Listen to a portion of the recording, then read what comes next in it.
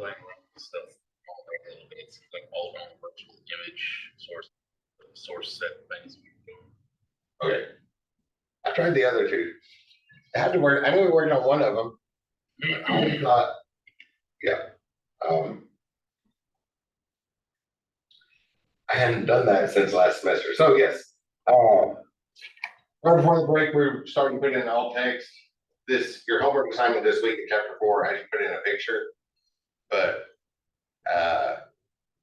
it won't pass validation without alt text, and the book hasn't talked about alt text, so I wanted to do that. And even though I've made a bunch of websites since last time I taught this course, including a couple of them are tutorial sites, so they have lots and lots and lots of images in them. Even though I made a bunch of websites since the last time I taught the course, I have not typed alt text in since the last time I taught the course. So none of the websites I've made since last spring would actually pass validation. And the last thing right before the break, it was getting a little bit long. I couldn't remember where that went. So I just tried, but there's only a couple places. We already saw what didn't work here. Rolling desert dunes. Let's go through this narrow down process when we're not like, oh, it's past time for a break. So I'm gonna save it. I'm trying to put it in the picture element. And nothing changed. Still getting the error message. Oh wait, I need that to change size, don't I? Well, it's not the only way to change the size, but that's the way to change size that Easier. tells us the number that it tells us the numbers. So that one didn't work. The picture element is just a container, right? Kind of like our section. We don't usually put words directly in a section. We put other elements like paragraphs inside of those. So that can't be where it goes. So let's try the source set. It's the medium one glitching out, right? Or is it large? Oh, large, yeah. Because it has the wrong extension on it. Try putting it on the source set. I got this far. There's only one more place to check. I guess if we could have took 3 seconds and checked afterwards. Okay, so it doesn't do anything on the source set. So instead of pasting it there, I'll try pasting it in the old style image tags, which is where it's traditionally been put. I thought it might carry through to all of them from here. I'm putting it on the default one, and it works fine from the default one. Does that show up on your screen? It's in black. I can see here. Kind of dark. Okay. On my laptop, it looks really dark. I see it better on the screen. Oh wait, I'm just looking at a weird angle. Okay, there we go. I was looking at a weird angle. Everything looked really dark on the screen. And screen readers know that. So even if the pictures all work perfectly, right, we don't make silly little typos on file extensions like this on our JPEG, and we get that image in there, visually impaired people can't see it. And especially if it's something important to the page, like charts and graphs that back up the words you have in your paragraph, supporting evidence sort of things, then you definitely want visually impaired people to know what's in that chart. So that's what it's for, which means it's an accommodation issue. So you definitely cannot pass validation if you did not follow disability accommodations. Oh, speaking of that, it's not her, but somebody in the same office just reminded me. We're gonna have a guest next Monday, the first 15-20 minutes, from some of the support services, one that I like to have come by. So for those who are able, next Monday would be a really nice day to be in classroom, as opposed to the Zoom call, since we will have a guest that day. But it is a Learn Anywhere class, so Zoom is fine as well, but just letting you know we have a guest. And it's always nice from those, actually maybe a couple. She might bring some others with her, so the one that triggered my mind might also be here to talk to you. But from the support services, the Ivy Cares people. So food pantries, counseling, disability accommodations, all of that stuff. They're gonna stop in and say hello. They like people to see their faces. They're all very nice, friendly ladies. They like to go out and meet people, and hearing it from them directly is different than me telling you about it. So they're gonna stop in and visit. So it'd be a good day to be in the classroom. That way they're not just in here talking to the Zoom call.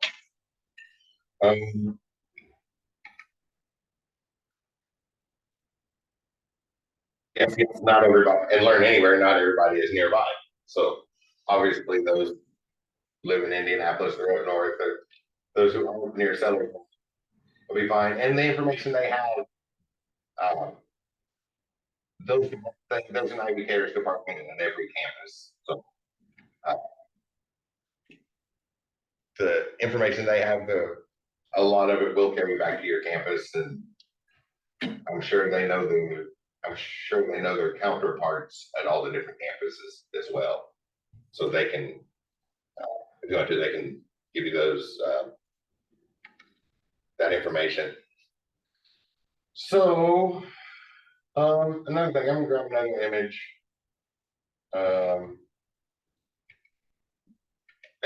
It's sort of an old style way for something that actually, let me go back to the W3 school site.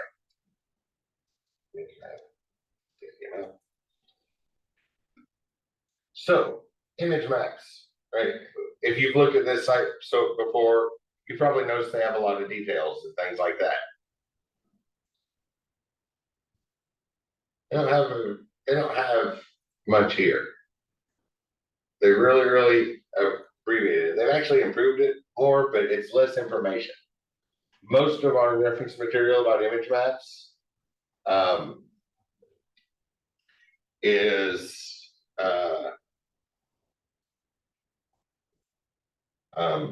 is minimal, and for a reason. So it'd be nice if we had some. Let me make a new picture. Don't save that one. Let's make a nice big picture here. I'll fill in the background. I don't need it transparent. Where's the paint can? I'll just make a fill it all in yellow, and then put a couple shapes here. So let's make a red square. Oh, where's the rest of my menu? There we go. Some sort of fill pattern on it. Oh, whoops. Make that red. Oh, we don't need that. No outline. And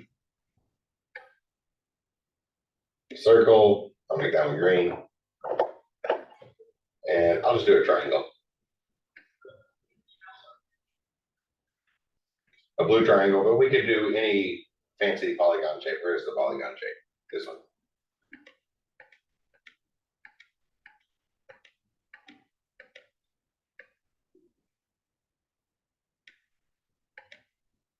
Oh, I just accidentally made a triangle. There we go. We could do all sorts of fancy shapes. I'm not gonna do that one. But they're equivalent to triangles. So three corners is enough for our example here.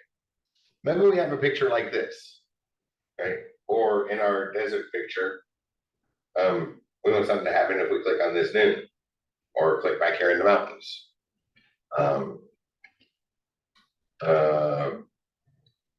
Tropical resort. Right, something where it'd be a vacation picture.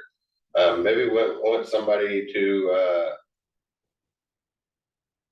click on the pool and get one set of information. They click on the mountains, get the information. It links to the web page about hiking tours and stuff. Click on the ocean, get fishing boats. So it'd be nice to have that picture clickable. The trade-off for that, and the reason that reference sites often minimize it, is maybe we have something else. For a hypothetical example, maybe we're making a website for a fast food chain where the logo is a clown. Right? There's a couple of those, a couple with logos as a clown, but maybe in this particular one, It's always a clown. It doesn't have alternative like it doesn't have alternative logos. So the logo is always a clown. And there's some information we don't want. We don't really want the investors to know about. General public, that would be probably not the general public because that happens in business all the time. But we don't want the investors to know about certain things that's been happening with the business lately. And it could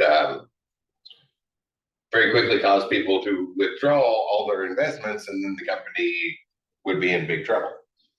So, but in that case, it would be illegal not to tell the investors about it, right? It's not illegal to not tell the general public. They get upset if they hear about it later, but it is illegal to not tell the investors about it. So we have to tell the investors, but they're going to be very, very unhappy when they find this particular piece of information out about the company. So maybe one option is the clown in our logo has a bright red nose. So if you click on that bright red nose on the logo on the home page, that happens to be a link to the spot on the website that discloses that information that investors would not be happy about. Image maps can be used that way as well, not just the tour thing. So that led to some issues with them, but there's plenty of good reasons, right? If people are going to do unethical stuff, we don't need people can do unethical stuff with any tool we give them. Yeah. So we don't want to get rid of the tool because there's good reasons to use it. Especially nowadays, I would not be surprised if people found that pretty quickly. People tend to be people tend to find stuff you try to hide pretty well.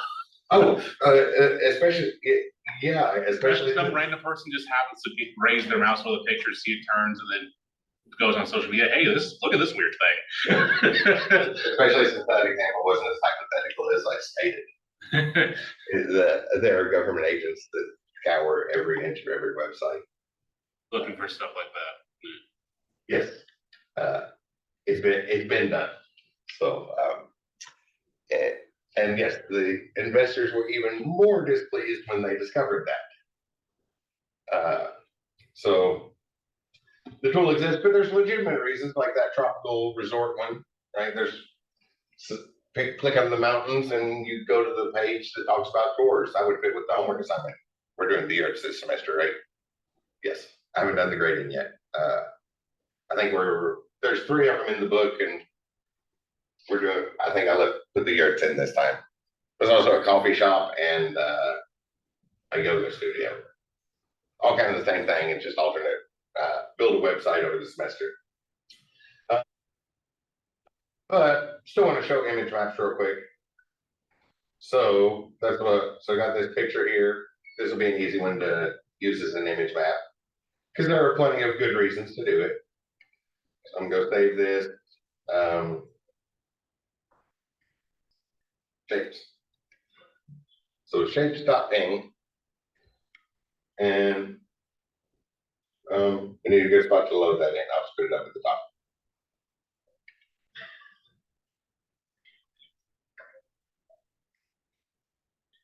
Oh, we haven't seen this. Break is line break. So picture elements, right? Paragraphs automatically have a line break in them. Pictures don't. Some things do. Span tags don't, or mark tags are the preferred way to do it. So we could identify, like mark this text as something specific, or this span of text as something specific. If we don't have a line break and want one, that's the BR tag for break. And then I'll put the image down here. Image source equals shapes ping, and here we need an ID. ID equals shapes.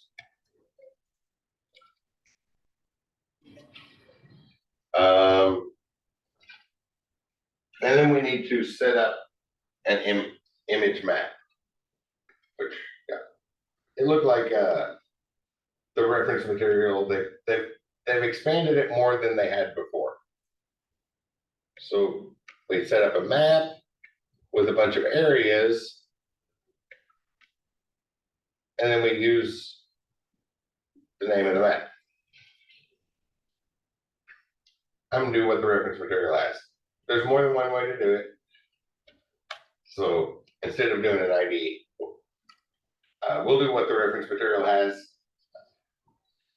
There's almost always more than one way to do things in a program. I was going to do the way I've always done, but I just noticed the reference material I keep pointing to you all at has a different one, so I should probably match that because our textbook doesn't have it. So if you want to put an image map on, you're probably going to go to W3 Schools and look it up. So we need a map element, and inside of that map, we'll put an area. Or you can see the reference material. We have a couple shapes. I'm going to skip the alt text, and then what they do. Nothing too fancy. I'll leave that there for a second. So, what those are, we need to identify this map because we could have several maps. I was going to go the other way, and I was going to use I was going to bring the image to the map, but I'm going to match your reference material that you'll probably be looking at if you do this, and match the map to the image, if that makes sense. So we need a way to identify it. So we'll use the name, give it a name. I'll just call it shapes. And then up here, we have a use map attribute. So we want to use the shapes map on that image.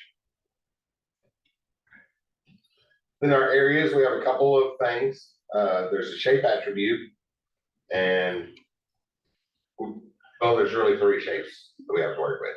First one is a rect. So we talked about that before the break. Somebody on the Zoom call want to unmute and tell me how we identify a rectangle. By its width and height. Basically the starting points, right? Yeah, like the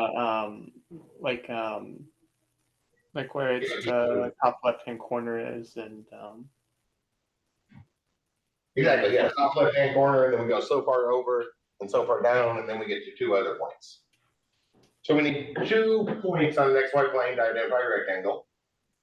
And obviously this red rectangle is what we want clickable, right? That's why I drew that. And in Microsoft Paint, notice down in the lower left corner, if Zoom's not blocking it, as I move my mouse around, you can see the coordinates of where that is.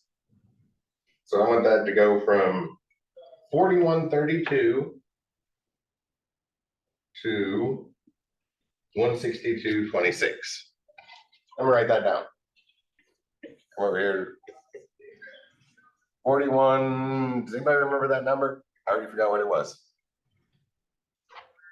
That's why it's important to write it down. Like, I just have some notes around 3931. Is that where it was before? And 162.26. So I'll do 41, 41. That's pretty close to that. 162, 126. So there's the 2 points, or relatively close to those exact corners. Close enough for our example here. So then we have the chords attribute. And it goes X1, Y1, X2, Y2, just in order like that. So our first point, the XY coordinates they were both really close to 41. So I just put 41 on both of them. 41, 41. And then our X2 would be 162 and our Y2 would be 126. And then we need something to do with that. So I'm just going to go to Google Wikipedia. I'll just go to the Wikipedia page about squares. Or rectangles. Because I guess that's not rectangle Wikipedia. I knew Wikipedia had something about that, so that seems like a good filler for our example. So I'm just going to copy the address and paste that into our hyperlink reference attribute.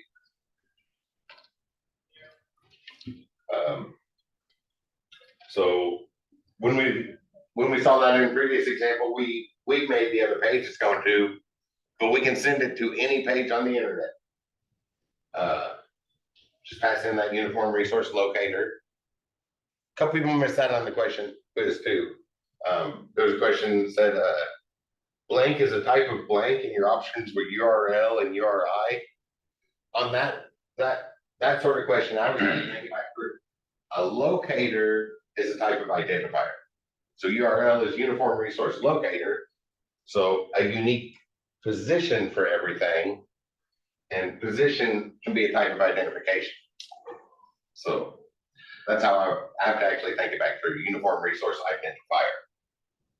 Out of curiosity, say, let's say we're using an image that was a bit more, dynamic, an actual image or whatever. You're trying to line it up so that everything works good. Do you need to go to another software to look at the coordinates, or can you like color it so that you can see where it's sitting on the thing? Or I would highly recommend going to the other software and looking, because there's better ones than Microsoft Paint, obviously. Right? If you got the Adobe suite, you can get down to fractions of a pixel and find the exact precision. So yeah, I didn't know if you could make like the hitbox for the hyperlink visible to yourself so you could play with it, or you know what I mean? Like if that was a way to check. Let me check. I have never done that, but I have an idea that might work. If this doesn't work, I'll have to think sooner. So and now it's just the normal thing. What I'm going to try is come over to CSS and make the area tag background color Black, yes. black. Yeah, that'll really stand out. Yes, I've never done this before, but that's my first thought that it might work. No, it did not work. Try some stuff with the style sheet. There probably is a way, but there's easier ways in graphic software. It was just a thought, like if you didn't want to mess with that or whatever, you're just like, Other software is better suited for that because it's very sensitive to the number of pixels. Mm-hmm. So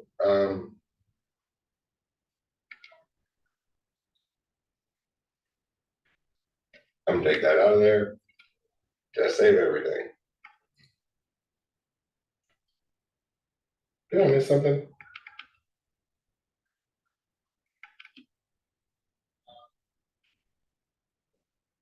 Name, area, href.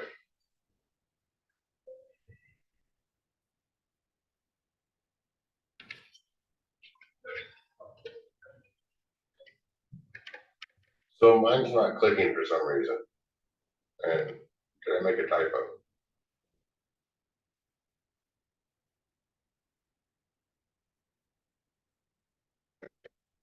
Shape, chords, then reference. Oh, no typos.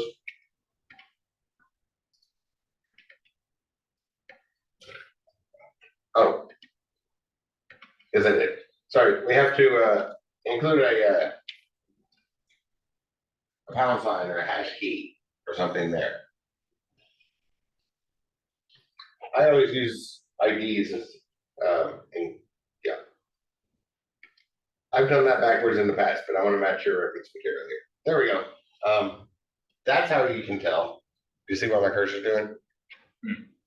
So the cursor will change. So as you're dragging it around, when you're on the clickable spot, it'll change to like it does for links and bring us over to the other site. I guess we got two more shapes.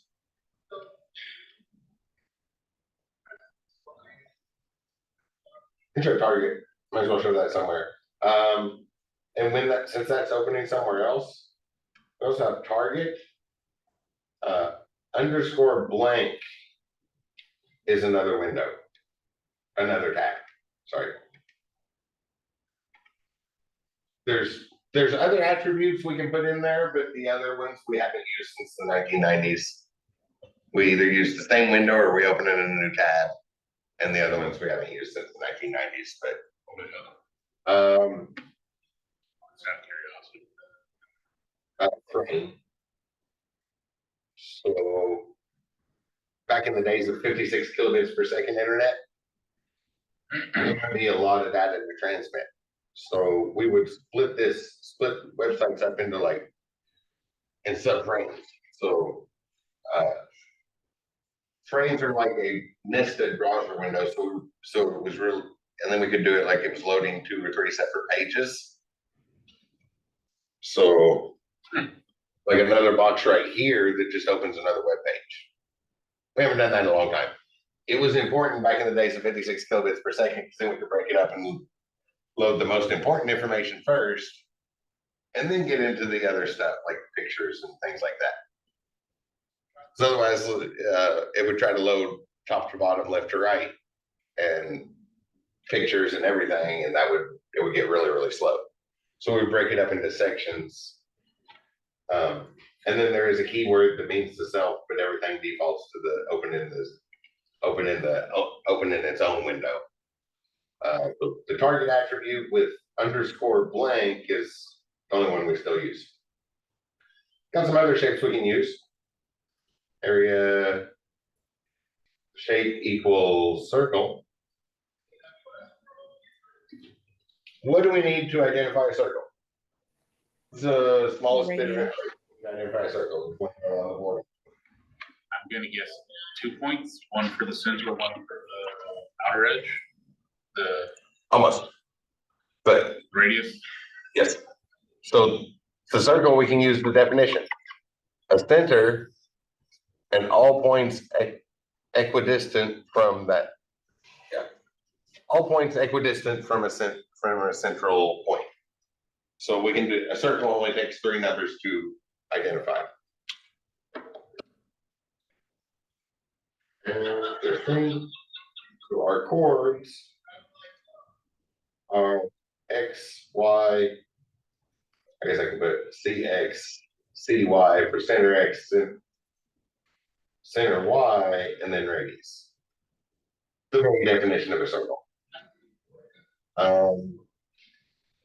And yeah, like he asked, there's probably something that can be done, but graphic software is much, much better at identifying circles. I would like Microsoft Paint. If you have anything decent, got Inkscape, Adobe, any game engine editing, any game engine graphics editor component could handle it. That if you just wanted that circle, it would identify the points for you, and then you just copy and paste them. So I would highly recommend using other software to get the points. So it looks like the third center's, I don't know, 274, 199. I'm right down in the picture here. So 274, 199. And then I'm going to try to go straight across with my mouse. Oh, I got all straight. That's probably a good radius. 329. So then the radius is going to be 329 minus that center, 274. 55. Definitely one of the spots that it's useful to have a little spot to write on. I already forgot them. 274, 199. And obviously, if you're following along the example, yours is probably slightly different. And then this one we can link to the triangle page on Wikipedia or something else, Purple Map. Triangle page on Purple Map. That way they have a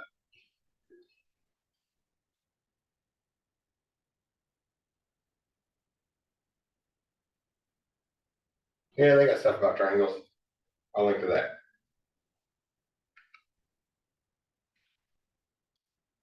Href equals that. And we haven't got into scripting and things, but obviously we could also use this to run our script, to run scripts.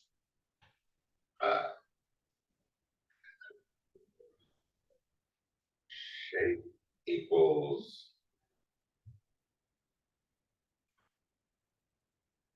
I think I just typed poly. I might have to type polygon, but I think it's abbreviated because it's been around for a long, long time.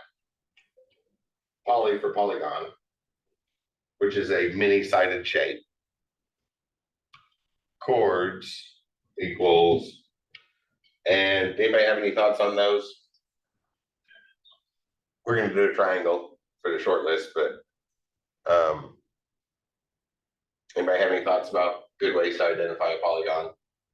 Just like a shitload of just every corner basically. Yes, every corner. Which and that's why we want to do triangle. So it doesn't necessarily have to be described that way, but a lot of our polygons, yes.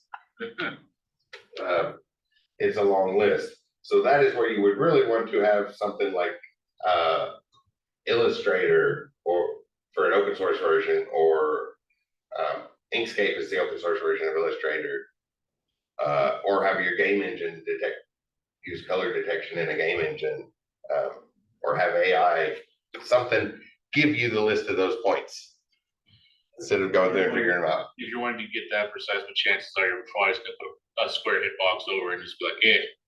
Yeah, yes, because you can always put a square box and generalize it. People get the point. Sometimes you might want to get fancy sometimes, but generally you're probably just gonna do the close enough.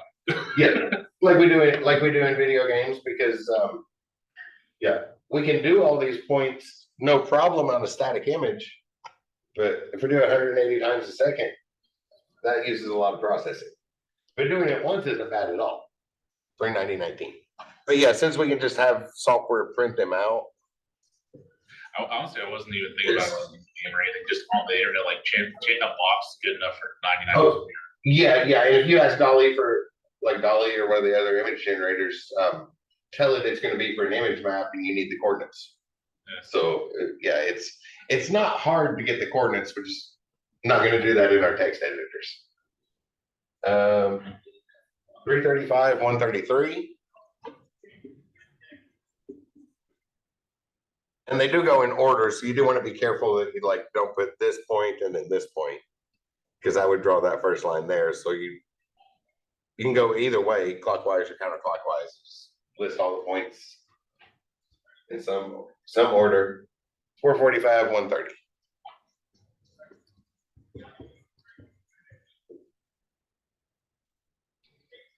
And that took way longer to talk about than I was planning.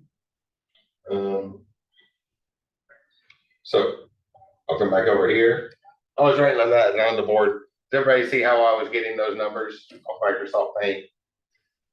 Any graphic software can do it. Even I was using the cheapest one possible there. And other software and AI image generators. Yeah, if you get it from an image generator, make sure you tell it that it's going to be used for an image map, and it will give you exact points for that. So we just need to list these out as like X1, Y1, a comma separated list, X2, Y2, X3, Y3, and then dot, dot, dot, because we can do any number of corners depending on how precise you want to be. Which is the other definition of a circle, a polygon with an infinite number of sides. But you probably don't want to type that many, so let's see, what were the numbers here? I'll start in the lower left and go counterclockwise. 335, 133, 445, 130, and 390, 19. I like the rest of that. And then actually, this is the one that should probably go to the triangle page, shouldn't it? I don't know why I had the circle go to the triangle. And come up with a different link for the circle to go to.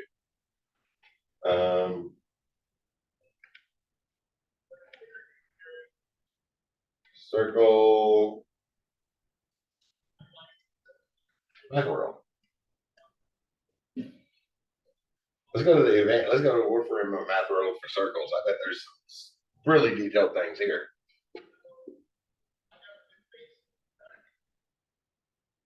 I didn't necessarily want to go to triangles here. Hey, triangles been around for a long time, right? The Pythagorean theorem, we're all required to memorize that in school. Right? Sounds like it's been around for a long time. It was written down 1800 years before Pythagoras lived.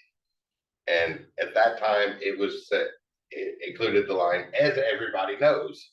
So it was cited as common knowledge 1800 years before Pythagoras. So 2200 BC. So seems like we know a lot about triangles, right? There are multiple scholastic journals about triangles that publish several times a year as we learn new facts about them. But the more advanced it gets, the more useless it is. The more advanced things get, the less useful they get. But sometimes it shows up. Happened a lot when they were developing quantum mechanics. They got stuck and finally went and just asked the math people. And they were after months and months and months, they were expecting the math people to take longer because these guys developing quantum mechanics were pretty certain they were the smartest people in the world. And they handed them the problem and turned to leave thinking it was going to be months or a year before they got the answer. And the math guys said, before they even got to the door, they said, "Oh, this is an associated polynomial. We've been sitting on this for 500 years and didn't know what to do with it." Two's complement was a similar thing. It was known, but we've been messing around with triangles using this for centuries now. This actually has a use. Yeah. Hallelujah. Yeah, there's a lot of stuff like that. It shows up. Two's complement, like computers work on. You may have seen that in the 120 class. It's around for years, but it's really complicated in most systems. It just gives us a way so we can do only one operation, but then we get computers to use binary. And doing all our math with one operation is really nice. Then we only need one circuit. And with binary, complements are super easy. Complements just the other one. So that one sat around for a few centuries too until it came to time for computers. And it's like, oh, but there's a great little math trick for this that has just been an interesting novelty to impress people. But sometimes we just be lying around until we find a use for it. Yes, yes. I like learning. I really enjoy just learning. I try to learn at least one new thing every week. Is the design homework due this week?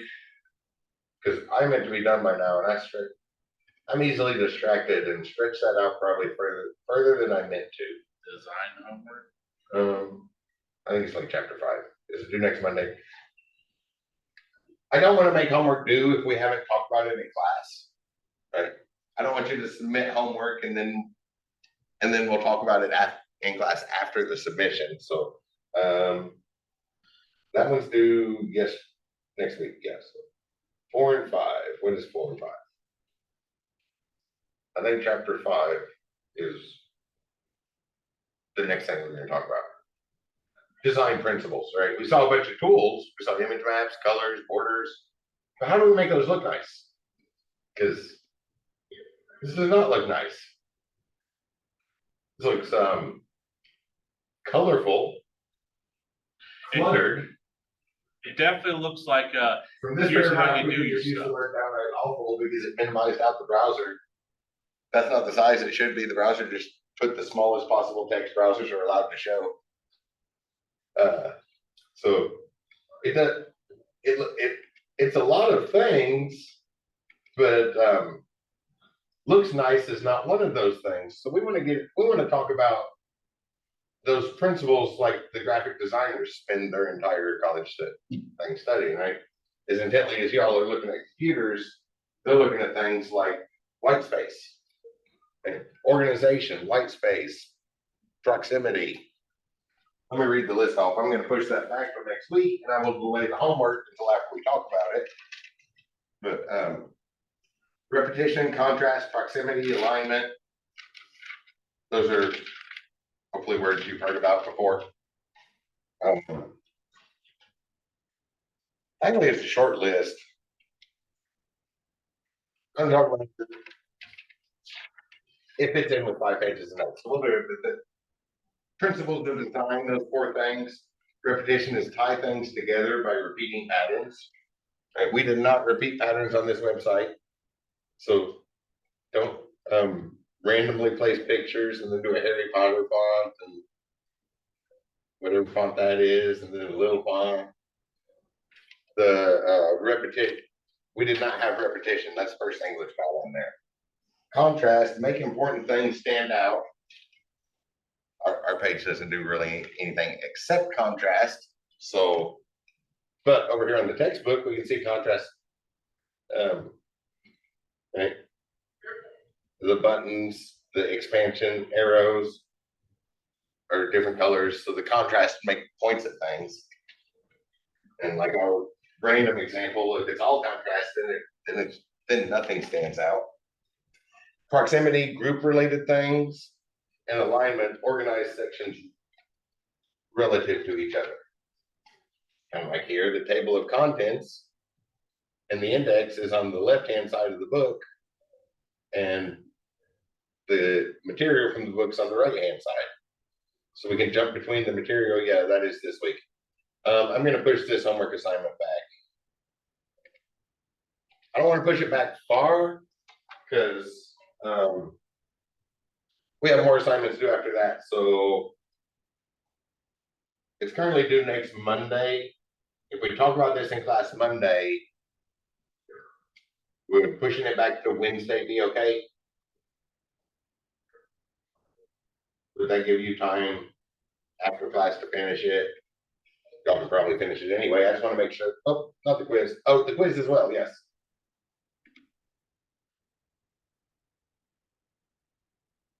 The quiz is over all that stuff. So I got one Wednesday would be good. Any other comments? Okay. Yeah, because I don't want to push it back far because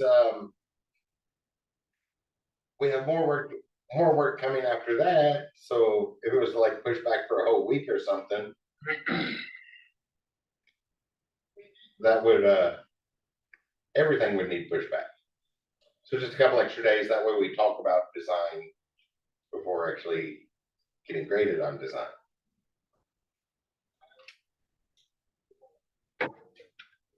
The quiz is not entirely out of this book either. The quiz has some questions from other books. Expecting that you all are looking things up. I like to throw that in occasionally because that's a more important skill for our world. Right? It's fine if you memorize it for the quiz, but in the long run, it's going to be much more important that you know how to look it up and find it when you need it. Not that much more. Oh, 10th is the end of the semester. So I'll push those back to Wednesday. Yeah. Looking it up is a much more useful skill than proving that you read the chapter I said to read this week, because you know how to look stuff up. You probably get through there without looking it up. Especially since we have an ebook and Control F works in that ebook. So you can just look for keywords when you get short on that. But yeah, that leaves a half hour of time to start kind of messing around with those things, trying different things. So a few visual elements. The tool side, visual elements are the tools we have to work with, but we need to see how to make them look nice, and we will start there on Monday. And does anybody have any questions before we wrap up?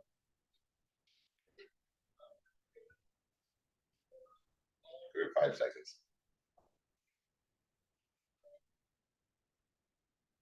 Okay, I assume 5 seconds is enough time to reach the mute button if you have any questions. If any show up, let me know. I'm always happy to help. I have a bunch of meetings for the next couple of days. So my scheduled office hours tomorrow, I won't have the scheduled office hours tomorrow. So if you want to meet on Zoom or something with questions, send me an email and we will, because for meetings for the next couple of days. No, weekend. Regular office hours on Sunday will be there again. But if you have any questions, let me know. Otherwise, everybody have a great weekend and I will see you on Monday. And we'll pick up from there.